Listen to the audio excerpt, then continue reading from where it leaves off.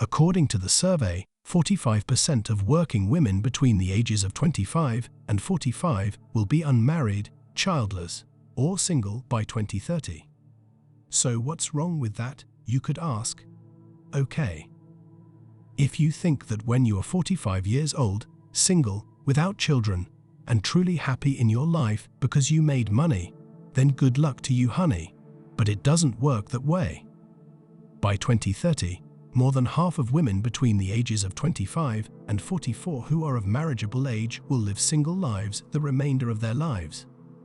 They will be childless and unmarried at those ages in 2030, which is a fairly high incline. They are so certain in this, in fact, that they studied Morgan Stanley so that their investors would know what to invest in over the following 10 years, so they could invest in both wine and cash. We have experienced bingos like these before, and society tells us that we would regret not having children at the end of our lives because having children brings so much happiness and blessings.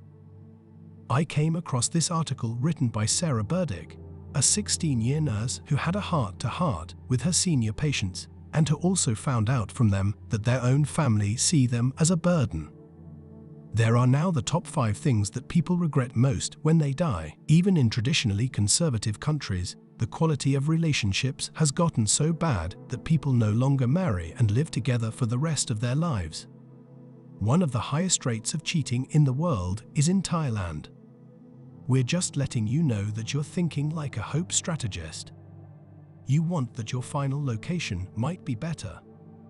As a citizen of the industrialized society, the only benefit of your new physician will be how the female populace views it. You come to understand that the keys to the world are success, fame, and riches. It will be simple for you to win and keep the affection of ladies if you have any or all of these qualities. As a result, since the majority of women provide little value to males, I do not favor partnerships in the dating world.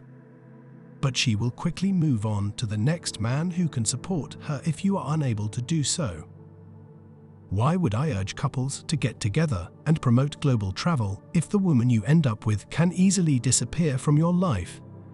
You cannot presume that everyone in your country is like the women you are trying to escape if you ever face difficulties. Remember that you cannot escape social media. As a result, individuals around the world experience the same level of decadence as us. And both countries are seeing an increase in the number of single women and men. One could anticipate that their birth rate would be stable, given their conservatism and emphasis on family. There are consequently more single men and women than before. For the first time, I realize that China's restrictions on how many children a couple can have are what's causing the country's population growth problems. The current state of the dating environment is not promising. In fact, it will be evident from today's report on the rise of unmarried men and women in China that courtship and marriage are declining. A modern Chinese city's regulations should take into account the growing number of people who live alone. That sounds, if I'm being absolutely honest, like the opening of a horror movie. The maintenance of the family name is prized in traditional Chinese society. As a result, when their kids are ready to get married, parents often get involved. The one-child policy is strengthened, and the country vanishes. The age of the singleton has provided a dramatic contrast to this reality. Numerous kids end up disappointing their parents as a result of the recognized trend towards singularism among Chinese youngsters.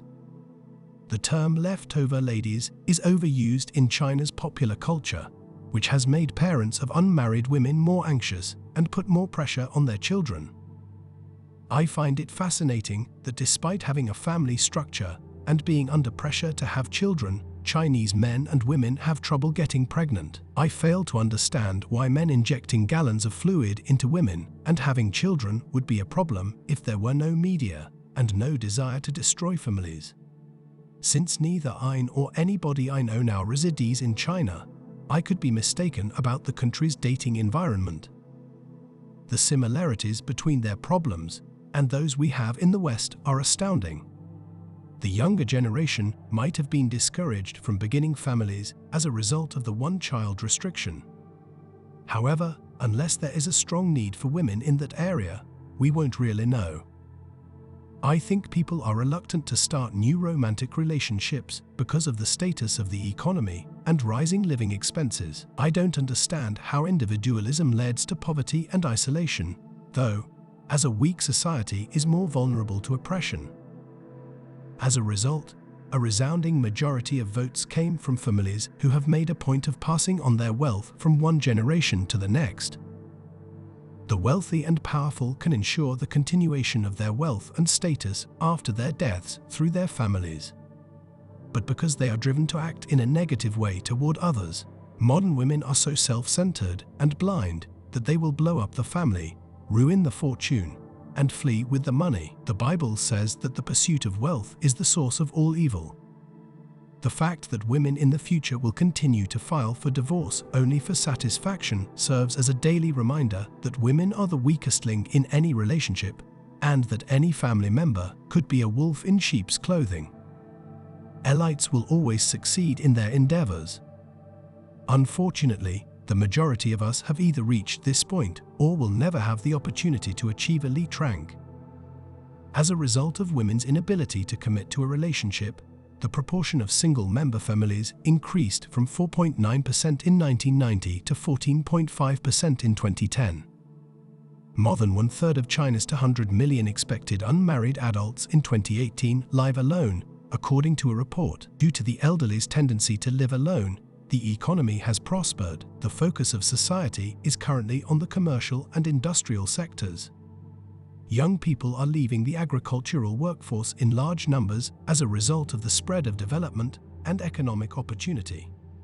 Due to industrialization, internal migration from the countryside to cities has occurred, and rural areas have experienced extraordinary urbanization. Younger generations have thus been exposed to novel lifestyles, including delaying marriage, growing their social networks, and starting families as a result of this transformation. The rise in divorce rates that has been seen so far in 2019, without considering the probability that the outbreak was the reason for the spike, I would have predicted a comparable amount for 2020. That's all for today. Don't forget to hit the like and subscribe button if you like the videos. See you all next time.